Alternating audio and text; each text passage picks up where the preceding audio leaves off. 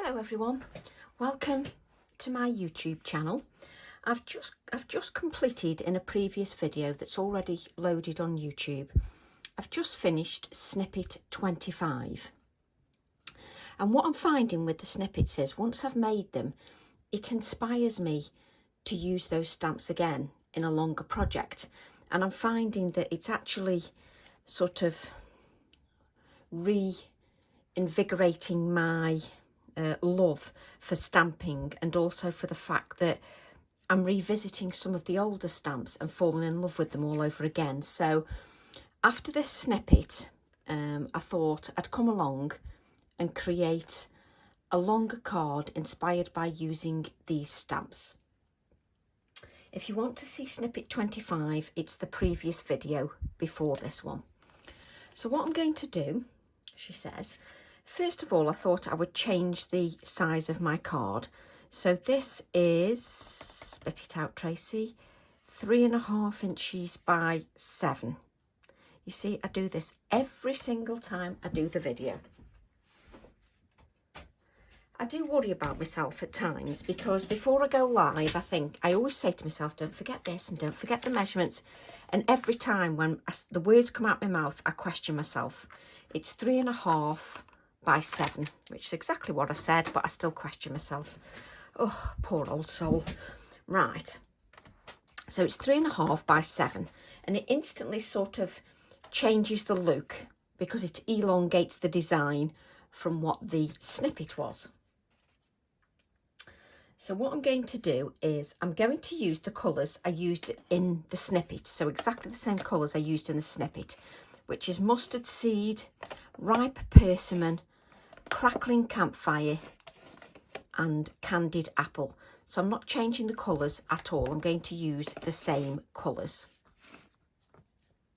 And what I'm going to do is I'm going to use direct to paper. If you're not happy going direct to paper, then you can just go with your blending tools or your brushes, whichever makes you happy to create.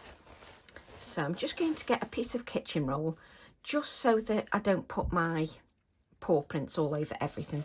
And what I'm going to do is I'm just going to go direct to paper, but I'm going direct to paper adding lots of pigment. So sometimes people go direct to paper and don't add much pigment. It's entirely up to you. So I'm going with the mustard seed, and I have to pick the lid up because Tracy can't remember what the colours are. So what I'm going to do is I'm going to have another piece of card just on one side. So we've started that, and with these videos, the longer videos are about not rushing the process. So I've got this ink on here, and when I carry on blending my other colours direct to paper, I don't want to pick up this colour so that we don't get any sort of, you know, yellow. If I had blue, it would turn into green. I don't want it to change the colours. I want the colours to be true. So what I'm going to do is just with the colour that's on there, look how much colour is on your non-stick craft sheet, blending direct to paper. So I've got most of the colour there just on the card, just to pick up most of that colour so we don't waste it. Then what I'm going to do is go to ripe persimmon. And these colours, I know these colours work beautifully together. They're very happy colours, they're very bright, and I'm just going to use that kitchen roll again. So with using the direct to paper, when my ink pads are quite juicy, I'm going to get some juicy, rich colour on there. Doesn't matter which way up I have the card. And then I'm going to just spritz the colour that's on the non-stick craft sheet and just pick up that colour. Now what I would normally do is I would let this colour dry naturally, but what I'm going to do is, because it seems a shame to waste those beads of ink, I'm just going to dry this card a little.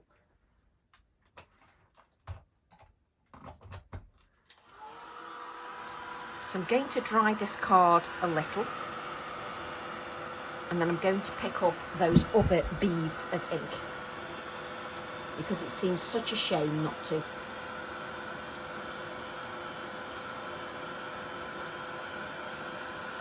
Because then I can just pick up those beads that will also add to my background. I don't need to dry it completely, but it just allows me to layer those beads of ink onto my card. Just means I'm actually wasting less colour. It seems a shame to waste that pigment.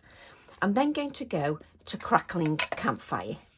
Just add some of the Crackling Campfire. And when you put the colours like this together, you can see where they differ in colour. And I can go back and add more colour. At the moment it looks like nothing on earth, but don't worry about that. I'm then just going to pick up this colour here, just so I make another background, because I will actually use that background. So let's just dry that. And if you can add layers of colour and allow it to dry naturally, you will get, if you let it dry naturally, where it's sort of dripping here, it will go darker in colour and intensify. And if you spritz with water, you'll get that oxidisation. I'm not going to dry it completely. I'm just going to pick up those beads of ink. Now I've picked up a few more, I'll give it a little spritz, just to help with that oxidisation. Now this is just my spare piece of card. This is not the card that I'm going to create the project with. But what I like about the longer videos is I can take as long as I wish, take my time and create projects in real time, but with no rush and wherever inspiration takes me. So this video has not been prepped, so there's no prep involved in this video. I'm just going to give that a little bit more of a spritz whilst we go to the next colour. So this is our first card, and you can see how wet the ink is. Can you see that shine there? That's how wet the pigment is. Now, Distress Oxide inks are a pigment dye fusion. So they have an opaque element, which is what I love. I love the opaque element. They layer beautifully, which is wonderful. You can see I'm just building up the colour. I'm not doing anything with it. I'm just building up the colour. There's a little bit of red on there. So let's just pick that up. And I'm not going to pick those beads up because I will need a little bit more red on that.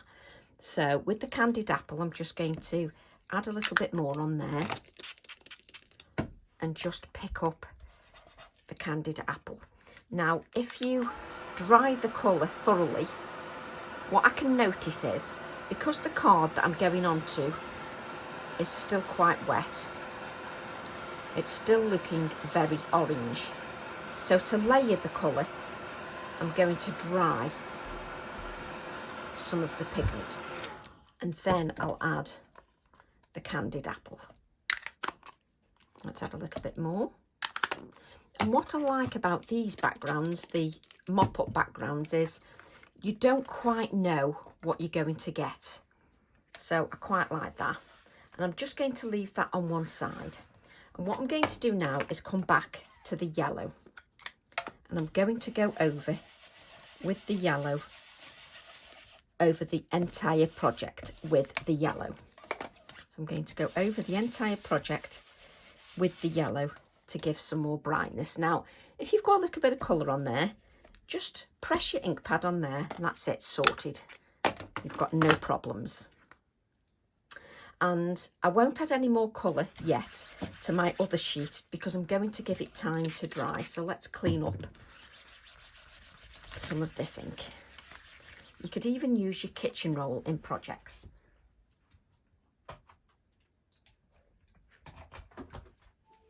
The only reason I always unplug my heat tool, it's just a habit I get into. And then 5 seconds later I decide I need it plugging in again, but that's me all over. So what I'm going to do now is I'm going to add, I'm sort of pressing my, what do you call this? Spritzer bottle, so that it leaves big splatters on there. Let's just move this out the way. Now, whilst that does its thing, we can cut out a few bits. Just whilst it does what it's supposed to do.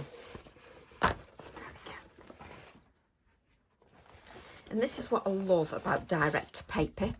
You get beautifully intense colour and it works just gorgeous.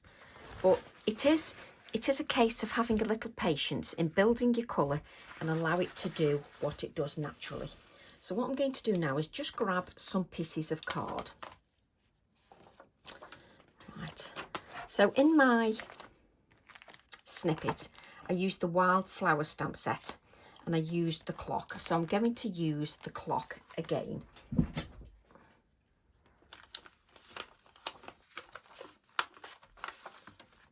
Am I going to use the, yes I am going to use it. Do you like how I and ah? So I'm going to use the clock again, and what I've got is, it seems a shame not to use this.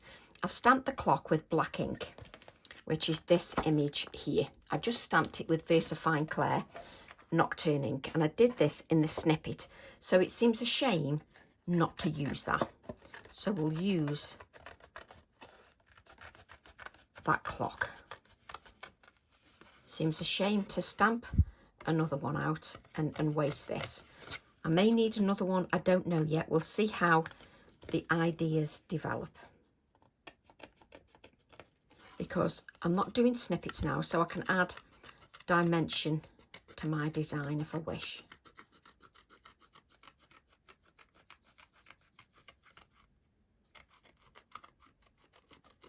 There we go.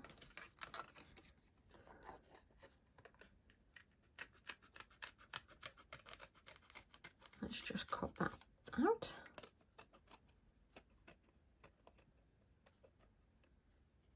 There we go. So I've now got my clock. I'm then going to use, let's place the clock back. Do I want that? I don't know yet. Let's see how that goes. So what I'm doing is I'm literally cutting out the elements that I need to create my layered composition.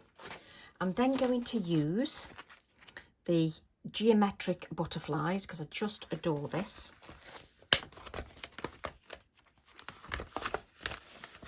And I can guarantee you I haven't got a acrylic block out that's big enough. Because what I tend to do is I tend to come upstairs just when the mood takes me. Especially if I've just done a snippet, so bear with me.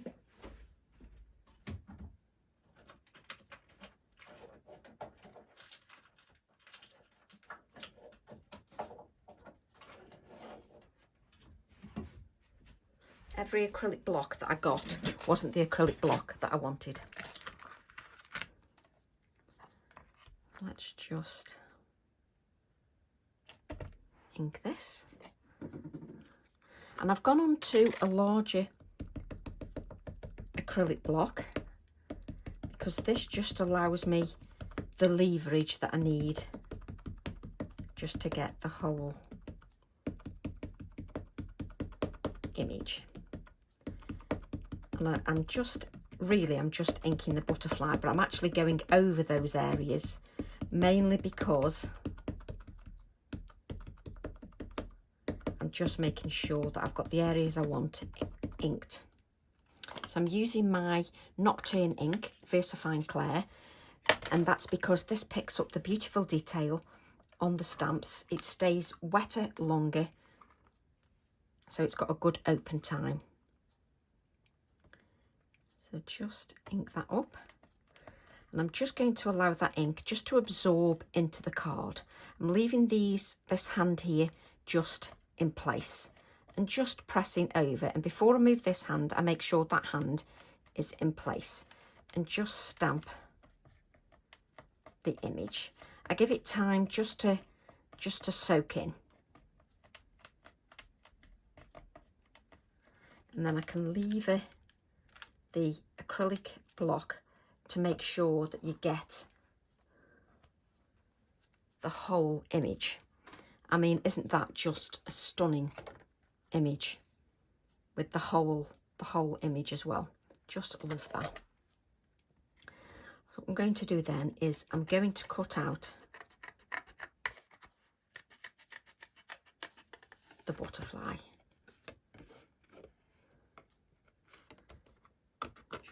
out. You don't have to cut out the antennae if you don't wish. It's not necessary if you don't want to do that. And if you cut the antennae off, that's fine too. So just, like, I think I've just cut that antennae off. Yes, I have. So we'll cut this one off because I'll put something else there instead. There we go. Just go round. Oh, and that just reminds me, Pauline was asking me about these scissors. Do they cut right to the tip? Yes, they do, Pauline. So I need to message you now and tell you that. But I don't tend to use the tip of my scissors like that and go right to the tip. I tend to use the inside, move the card round, and I don't tend to go to the tip like this. I don't go right to the tip. So I tend to just cut using the sort of inside area. I don't really go right to the tip. But for your information, Pauline, they do go right to the tip and do cut right to the tip. Isn't it funny how you remember questions that somebody's asked you when you're just doing something? It came to me then just out of the blue. And you can see why I'm not touching the image, because I'll smudge that image because it's not dry yet. And I can see a couple of fingerprints on the card that's left over because that ink is not dry. And that's why we blot. And that's why I also always clean my hands. So just to remove a bit of ink and a little bit of black ink, I'll just clean my hands. So what I'm going to do then is, I've got 2 pieces cut out at the moment. So I can see my card has done exactly what I want it to do. It's oxidized. So we can just enjoy. Just look at that background. Let's look at that. Just the beauty of the background. It's just rich in pigment and it's just gorgeous. Right, what I'm going to do then, I used in my snippet Folium, which is #155, and I'm going to use that a little bit in the background. Do I want it that way? Yes, I do. So what I'm going to do is use a little bit of Snowflake opaque paint. I'm going to use a little bit of this. Well, more than a little bit. So I'm going to take a good dollop of white paint, and this is opaque. So what I'm going to do is add the white paint nice and thickly and rich.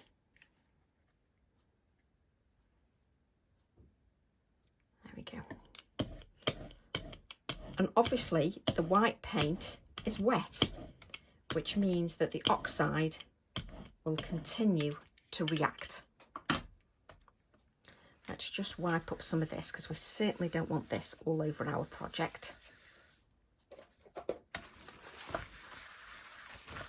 And then what I'm going to do is I'm just going to spritz that with 3 or 4 little spritzes of water. And then I'm just going to place that down on my card. And again, like I always do, I'm going to allow that to do its thing.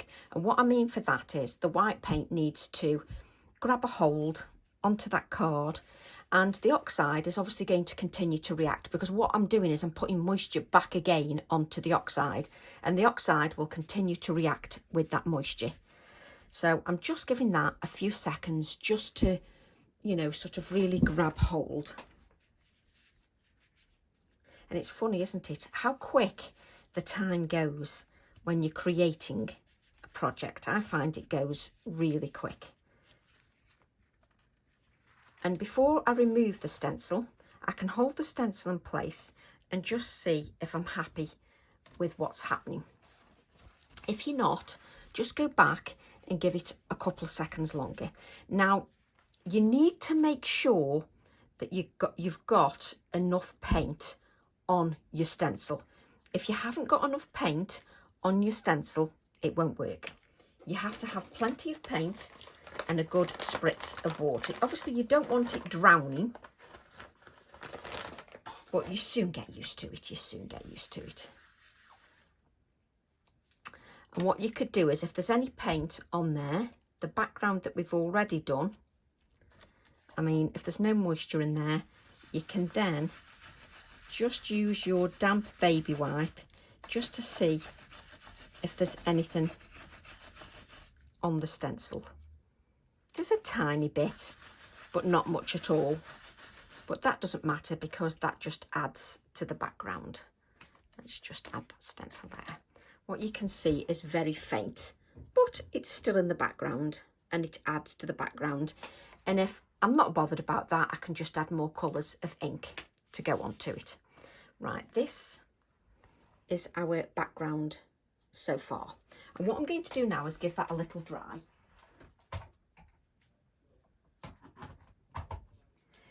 And the reason I'm going to give that a little dry is so the oxides don't continue to react with that paint. I'm just going to dry what's on there. I've got enough reaction now. You don't need any more. So you don't need to waft. Tracy does this, it's a habit she's got into. It achieves nothing doing this. I need to keep my heat tool dry. It's just one of those bad habits that I've got into. It does absolutely nothing.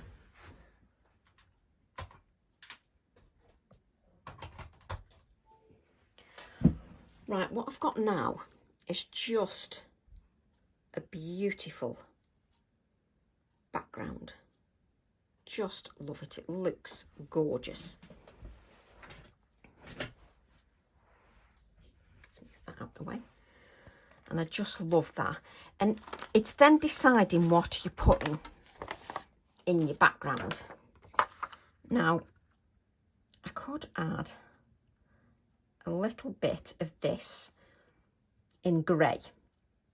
You won't see very much of it, but you'll see some of the background detail. The hardest decision is deciding what you're going to do it in, whether you're going to do it in black or grey. It's difficult. That's the hardest bit. So we'll grab the stamp set, and what I'm going to do is just give this a little bit of a clean. So this is the geometric butterfly, and as you know, I don't clean my stamps. So you'll be asking yourself, well, why are you cleaning it then, Tracy? The only reason I'm cleaning it now is because I inked it about 5 minutes ago, and it's got a lot of black ink on there that's still wet. So because it's still wet, I don't then want to put my grey, look how much, I don't want to apply my grey ink because it won't appear grey. It'll have a lot of the black ink in there, and I don't want that. That is the only reason that I'm cleaning it. I don't normally clean my stamps. And then I'm just dabbing that. I'm not scraping it with my kitchen roll because that'll leave fibres on there. So I'm just blotting that, just to blot some of that wetness away. I'm not scrubbing. And what I'm going to do then, do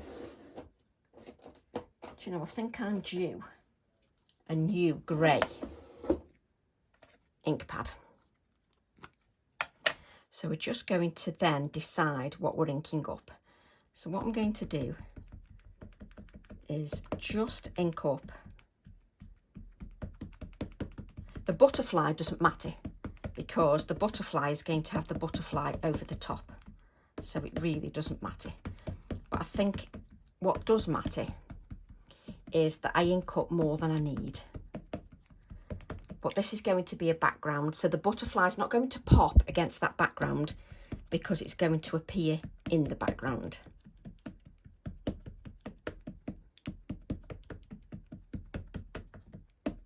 And I think you can get re-inkers.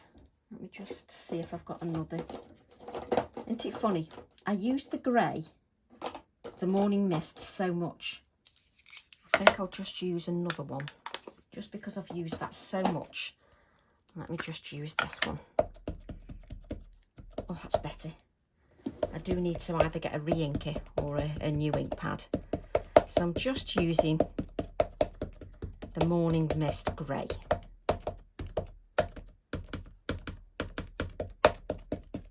And just giving that a tap over there.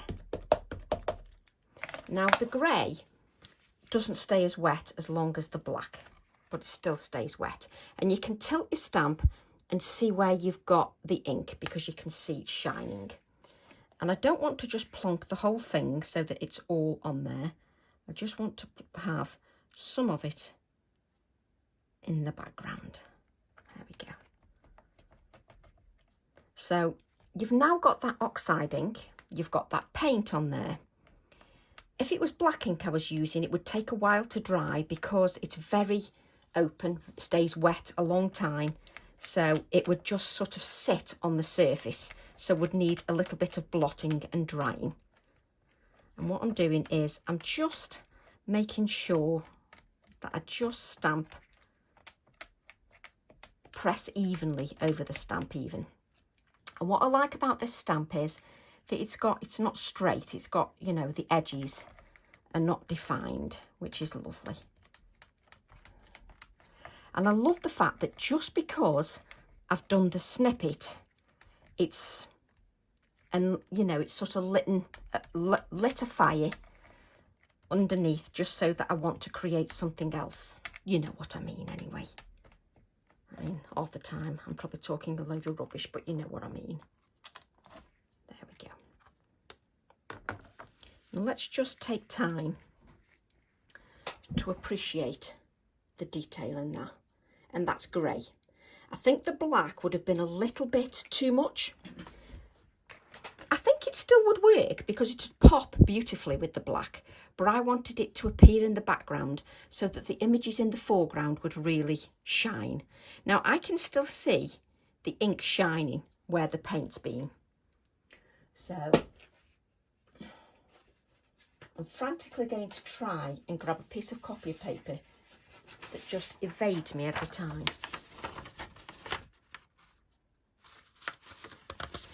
So I'm just going to post this, press this lightly.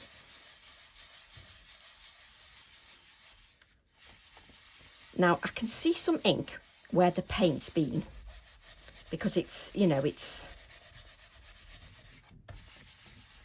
not a porous surface any longer, because you've got that paint and ink on there.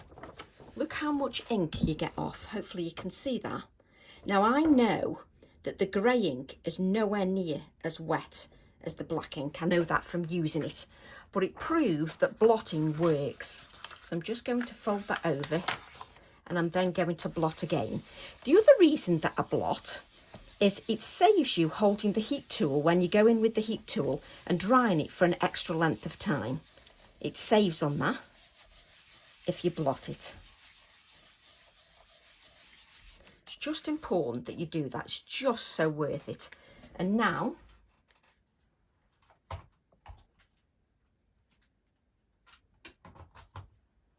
I will dry.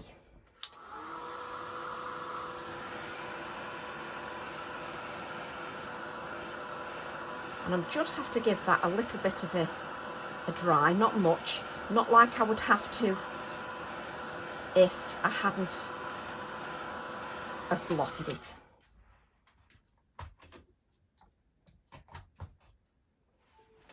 If you could see how many cables I've got round my feet with having the phone plugged in and everything else, honestly, I'm a danger to myself. So what I'm going to do now is use the other side and just check how that ink is.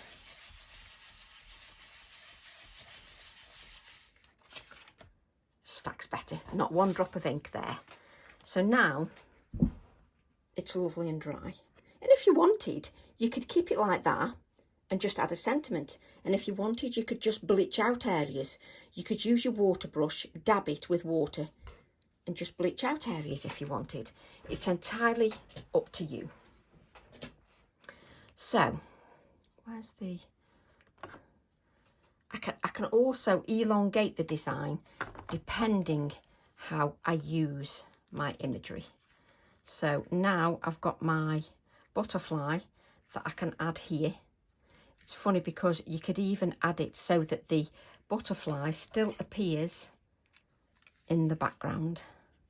And this is why I said to you, it doesn't matter too much about your stamping because it appears in the background. And let's have a look at this in the camera. I quite like the fact I can still see the butterfly underneath. So it's up to you. You could put it as predicted straight over the top, like so. But I quite like it, the fact that it does what I want it to do, and it appears in the background as part of the design, just so that you can see that, just so it appears in the background.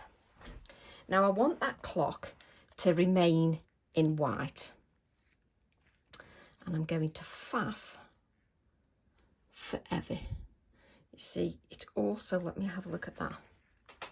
And this is why it's good to play with your designs and your composition. I also like that. Let's move it again. But what I like is the balance that this gives. I love that, so that's what we're going to do. Right. So I'm then going to add my clock. And even though I've just placed it in place, I will do exactly the same and triple check whether I've got it in the right place. So I won't press it down. I'll just place it there and then decide. Yeah. Then I will press it down. But more often than not, I like to use a piece of copy paper. Just rub that over. And by using a piece of copy paper, I'm just protecting that. And this will go here. And we can add some of the colours to that butterfly just using our oxides. But doesn't it just look beautiful? And I love this because I can just take my time with this. I don't have to rush. I can just take as much time as I want, which I love doing. Right. Let's grab that water brush. I always say let's grab that water brush and it's nowhere to be seen. Right. I'm going to, obviously you'll have a water brush that's got all its water in. This is, I only use this, it's actually broken, but I refuse to bin it because I like the nib on it. Right. Let's move these. Let's grab the yellow, which is mustard seed. Let's grab a little bit of the ripe persimmon. And then let's grab a little bit of the candied apple. So you've got all your colours there. What I'm going to do first is I'm just going to hold this up so you can see. I'm just going to add water. But I want to add enough water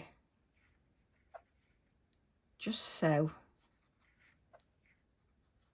that my colour flows. I want the colour to flow. So I'll pick up the yellow and I want it to be able to, if it doesn't move, I'm going to add water direct. I want it to move. Then I'm just going to go to the next colour and just dab in some of the orange. I don't want it to be coloured like my last one was. I want it to be a little bit more random. And then I'm going to go to the red. But there needs to be enough water on there just so that it moves. So the colour moves and you make puddles of colour. Let's get this side going.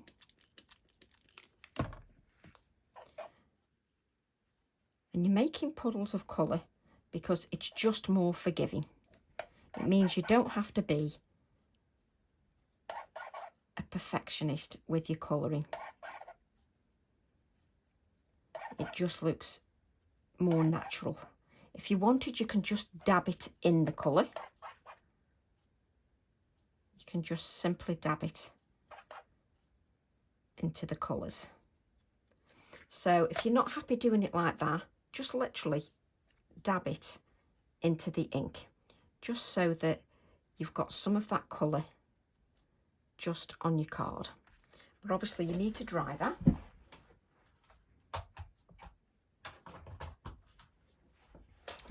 So it's entirely up to you how you do it.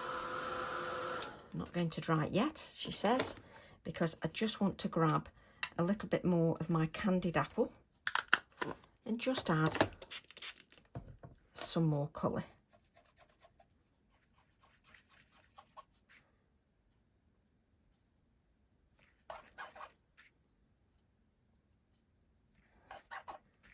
And it's always layers of colour. Do you like how I go into that? And it's a bit orange and not the red that I put out.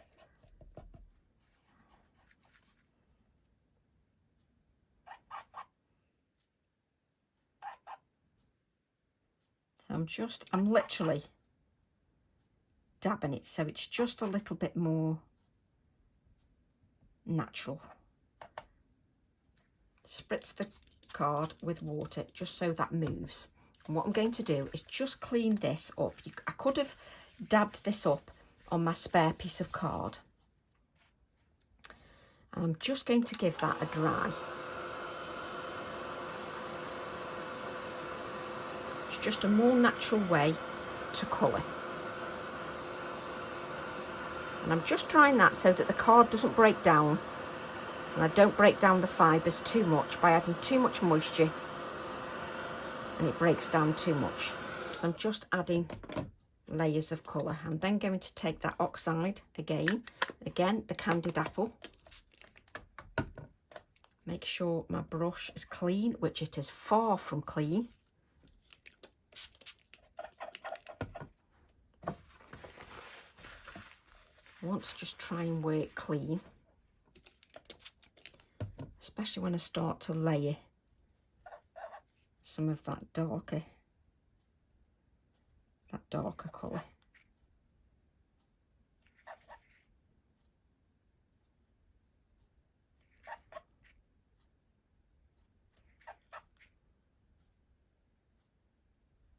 There we go. So just adding some of that darker colour. And the good thing with the oxides is I can just spritz with water and it moves. So you instantly get a blend of colour. Let's take some of the mustard seed.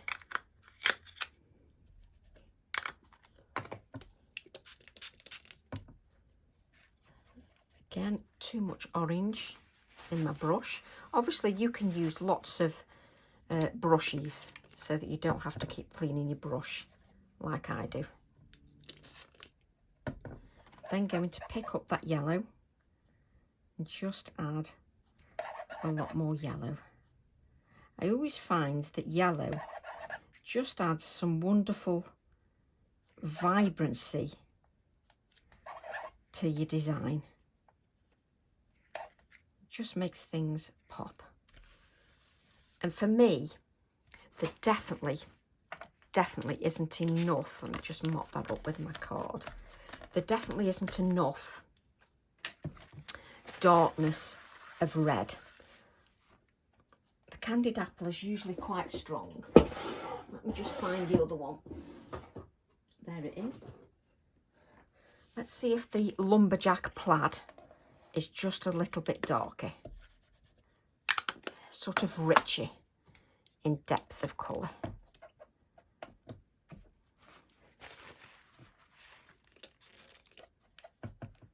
And again, just cleaning that brush. Now I'm going to pick up that plaid. Just see if I can just add a little bit more depth of that colour.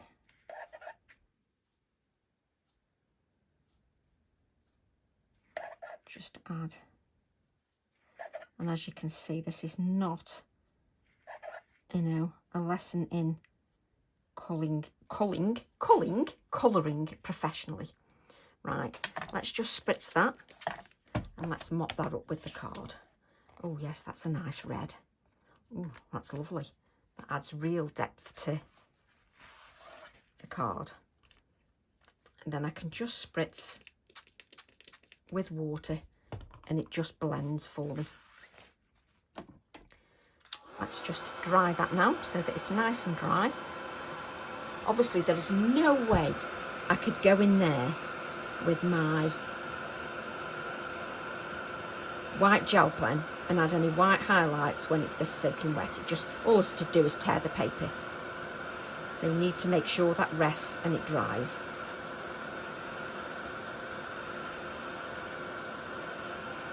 But it's a nice easy way, if you haven't got pencils and things, it's a nice easy way to colour. I'm just going to, look how wet it is at the back, just so you can see that. So it is good if you can give things time to rest.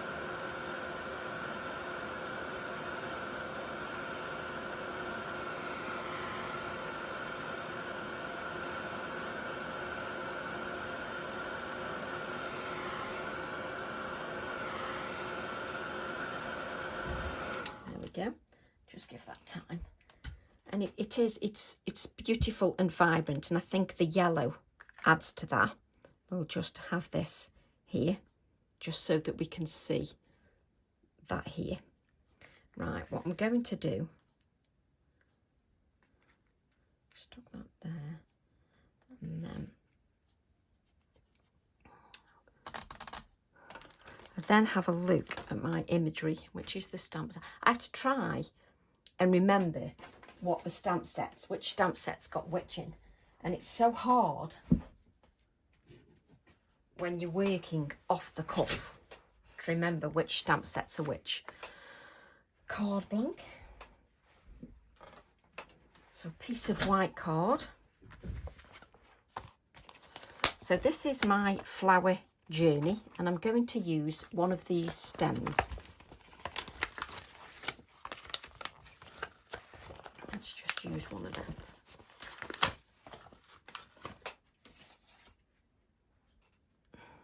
Oh, I was trying to stick that. Do you like how I tried to stick that on there then? That's not going to get me very far, is it? Trying to stick that on there. Let's move the VersaFine grey, just so that we don't pick up the wrong ink pad. And then we'll use the black. And I don't need to get all the flowers, it's just one of the flowers that I want.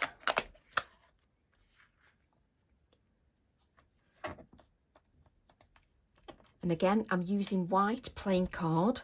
So the good thing about that is I've got no layers underneath, so the card is absorbent.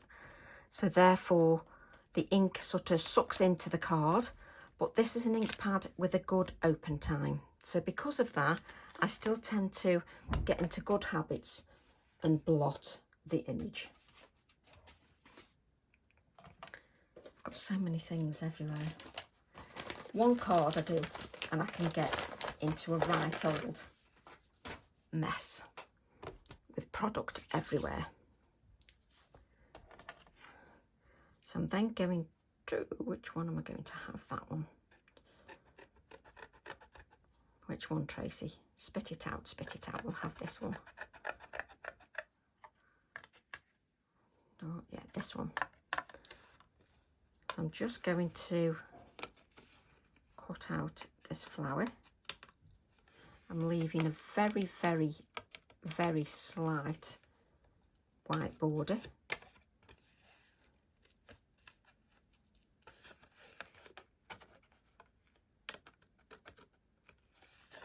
Just to add these. And at the beginning I mentioned there's no prep, and that's why nothing is cut out.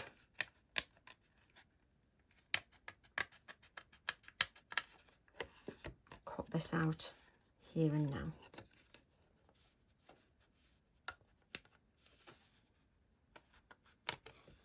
There we go. I just have to remember to speak when I'm cutting out, because I go into relax mode and then speaking goes out the window.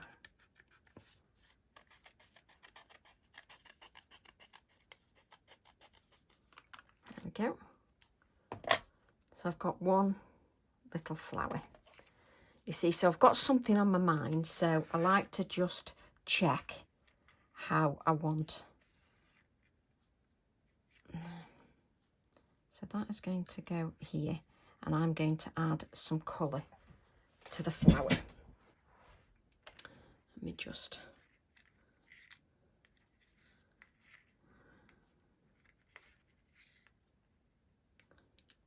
here. So I'm playing around with the composition. What I do know that I need is...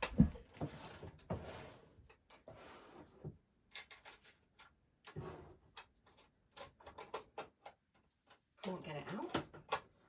I've got loads of vintage pen nibs because I like collecting them, so I've got lots of pen nibs so I can decide exactly what I want, because I'm going to have a pen nib there and I can decide which colour because I've got so many colours. Tim Holtz does some nibs as well. There's a nice coppery one there, and that's, does that stand out enough? There's not enough of a contrast there, so I think we'll go that one. Don't know whether that's even one of Tim's.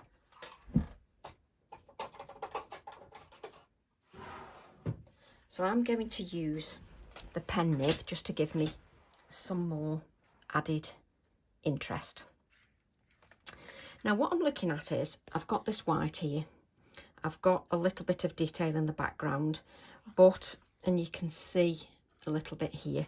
However, for me, I need a little bit more contrast.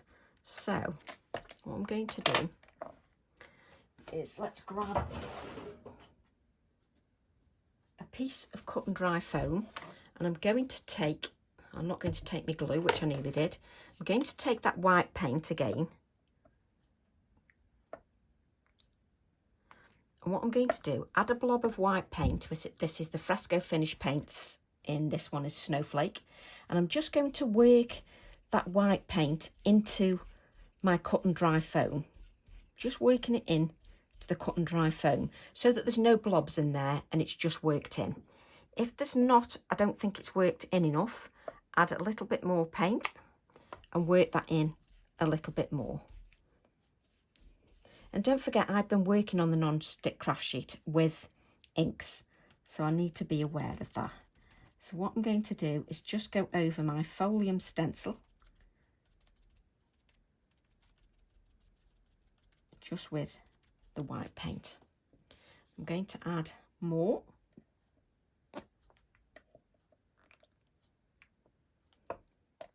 Because what I'm doing is, I'm working that paint into my cut and dry foam, and what I'm doing is, I'm then building up the layers. Let's just make that. That is much better. It just gives me a little bit more of a contrast.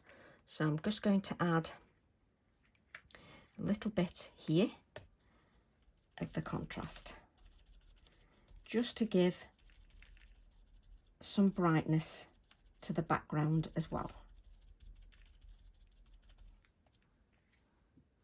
There we go. Where, let's put our butterfly. Yeah, that goes. It just gives a little bit of brightness to the design. Right. Where's the wipes? Let's just wipe up.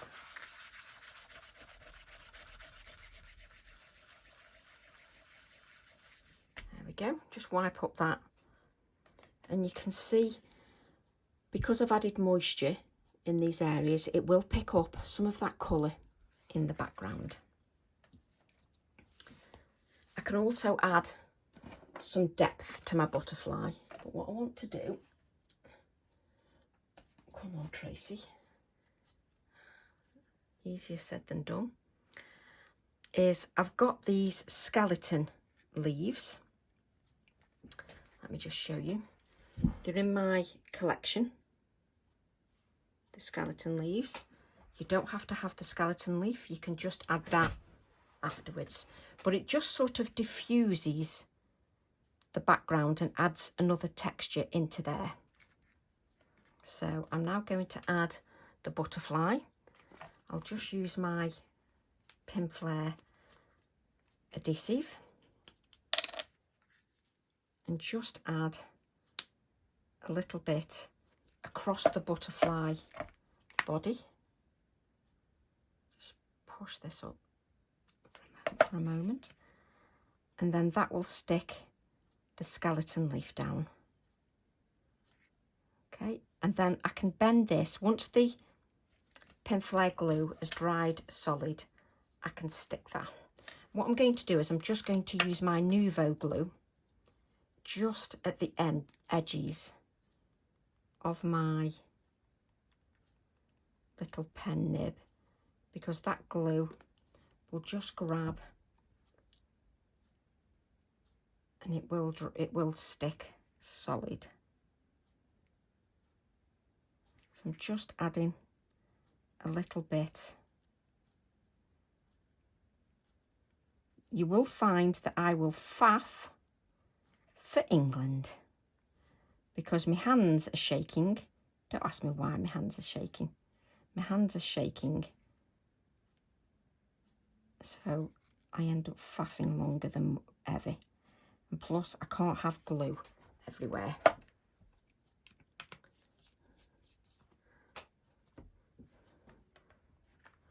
So what that does is the skeleton leaf just diffuses the background, which I absolutely love. Now I'm questioning whether I'm going to actually add the flower. I just want to see if it actually adds something.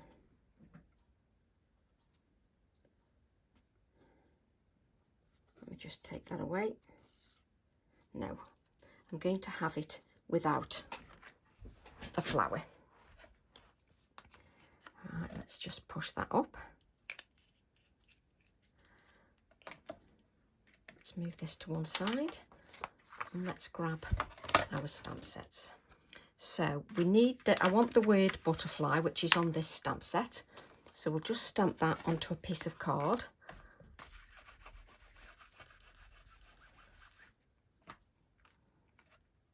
With my black ink, which is here.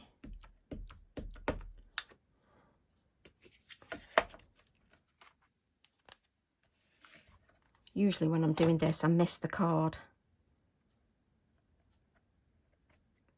Let's have that there.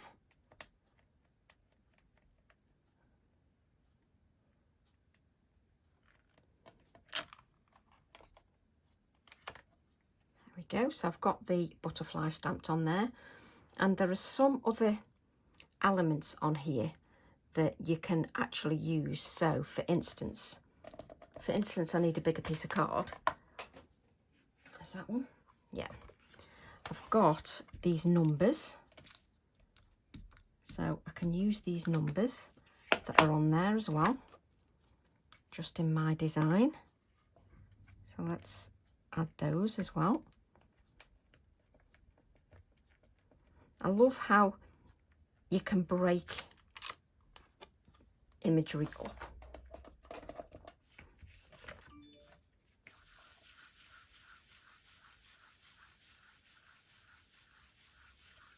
There we go. And let's just then cut our elements out. There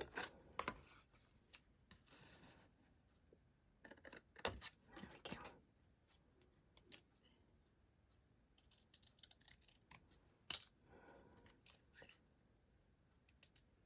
And it often takes me quite a while just to, you know, add little bits and continue with the composition, because this is often, you know, where a project really comes to life, when you just add the finishing touches.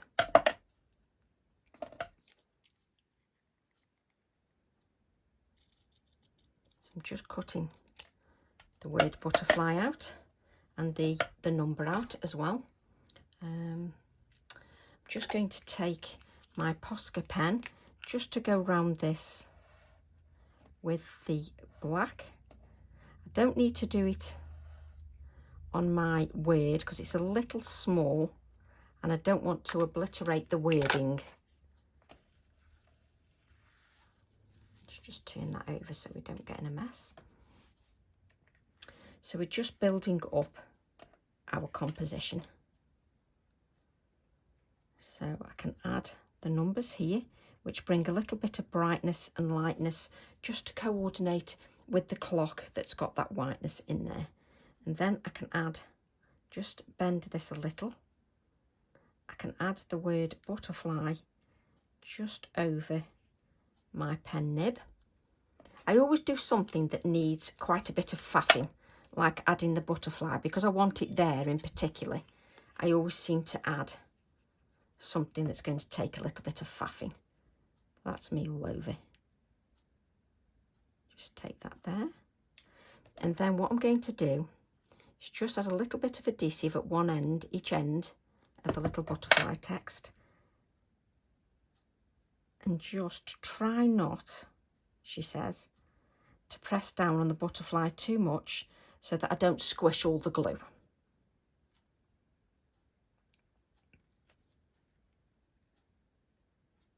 we go. I stopped breathing when I had that just so that you can see. The butterfly needs some touches of white on, but we shall do that later. Right, I'm then going to, let's just take the butterfly again, because I need that butterfly text again. So I've got bits of card everywhere. I'm knocking stuff over left, right and centre. I'm just going to take that butterfly text again.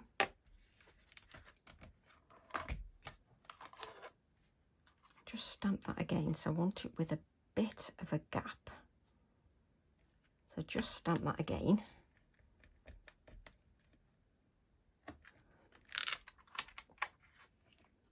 So this is everything I used in my snippet. So I'm going to just leave a gap at the bottom of the butterfly text.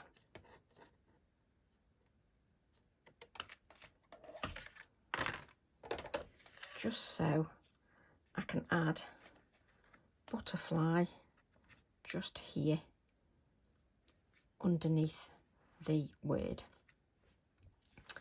So let me just add a little bit of adhesive just under there. And then I'll take my card to the actual text and just press that down. Just makes it a little bit easier for me.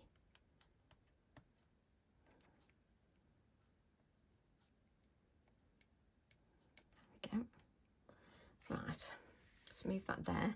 And then I need a little bit of a wipe up.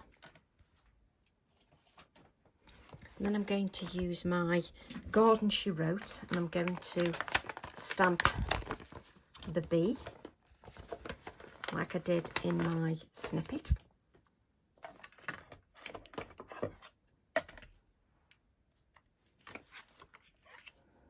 It's not exactly a clean piece of card, this. I think we can find a clean corner somewhere.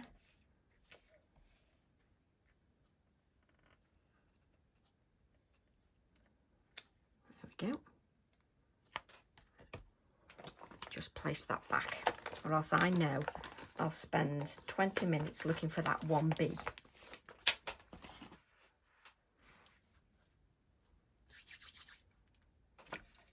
Just cut out the bee.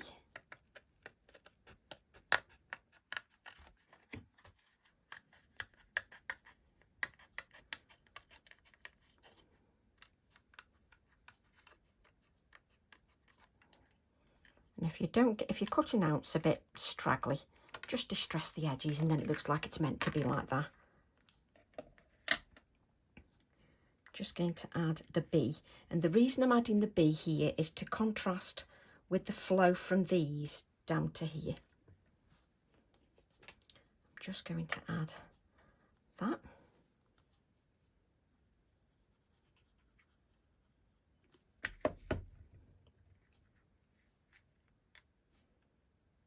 Just down here, just to give that balance. That's it.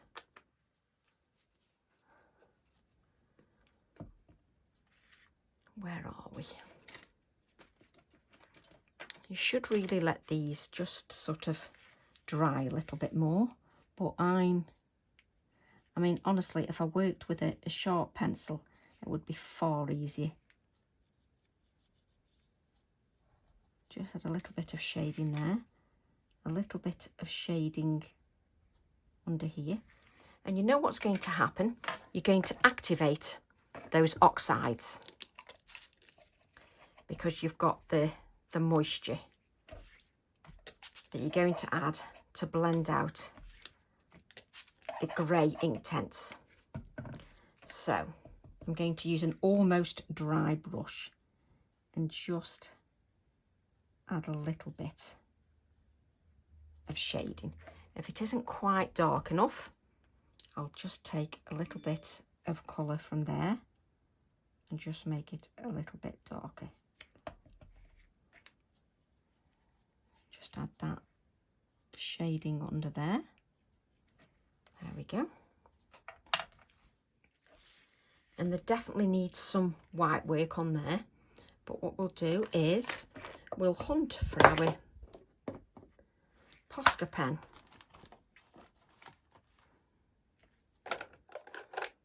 Tracy's put it in the wrong area, that's why.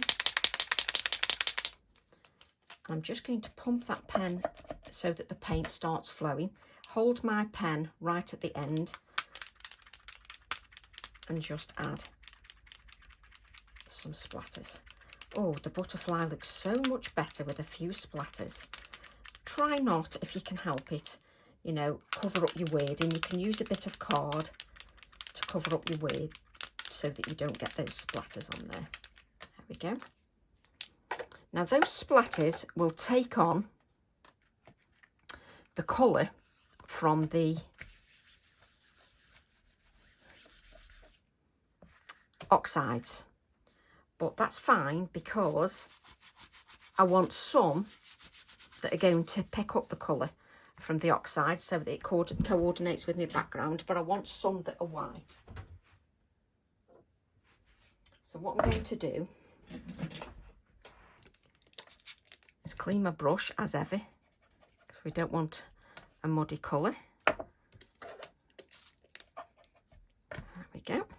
And I'm going to use my bleed proof white Dr. P.H. Martin's as recommended by Diane, and just I'm going to add, if I got enough, may not have enough water in there. You can actually put this into a container and reactivate. The small amount I use, I don't bother. Now this will stay white.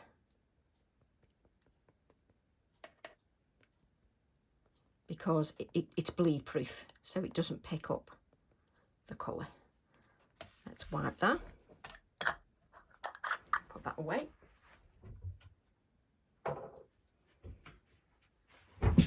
Now that ends up, when you've done your brush, I tend to have that splatter everywhere compared to my Posca pen. Right. What I tend to do then, with my brush, I just give that a really good clean, because there's a lot of white in there. And if you then go to a project and think you're colouring, that white will change it. So this is what we've got so far. Okay, and then we're going to add that to a black mat that is 1/4 inch bigger. So I just go up in 1/4 inch increments. So the card was 3.5 inches by 7. So I've just gone up 1/4 inch to add my mat and layer. just add that. There we go. And then we'll add this, and I spend a bit of time again faffing, because that's just me all over. I just like to get the mat and layers just right. And of course, you won't add your mat and layers until your sublatters are dry. Nobody in the right mind does that. Only Tracy when she's demoing, because she's a true, well, let's not go there.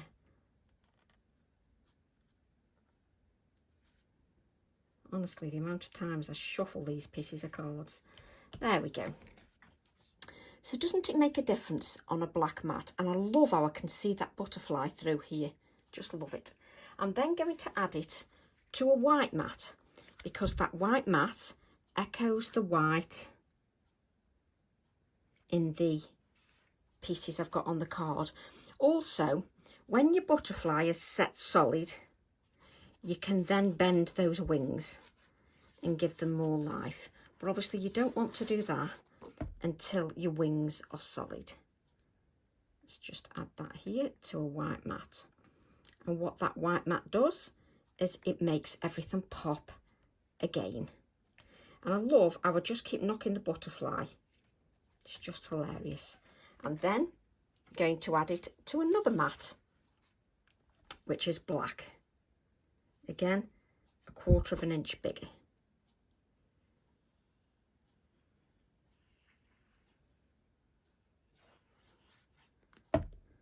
Like so. These mats and layers just bring it to life even more and make it look a little bit more professional, especially if your butterfly's straight. I've then got a card blank. For the life of me, I've gone through that many layers, I can't remember the size of the card blank. The card blank is 4.5 by 8. So the card blank is 4.5 by 8. Let me just add that.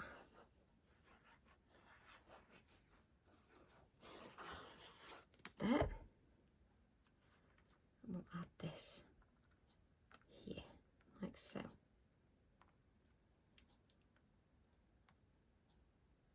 And it takes me ages to get that right. There we go. I love that.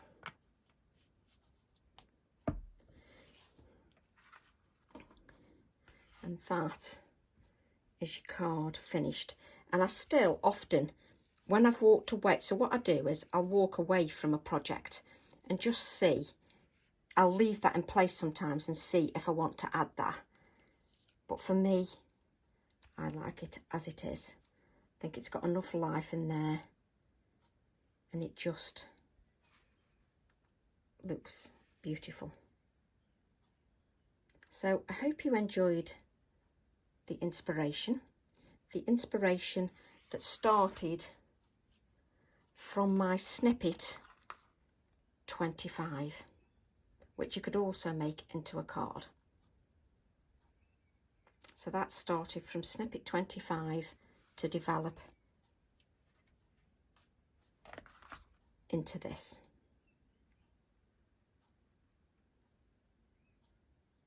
So you can see that.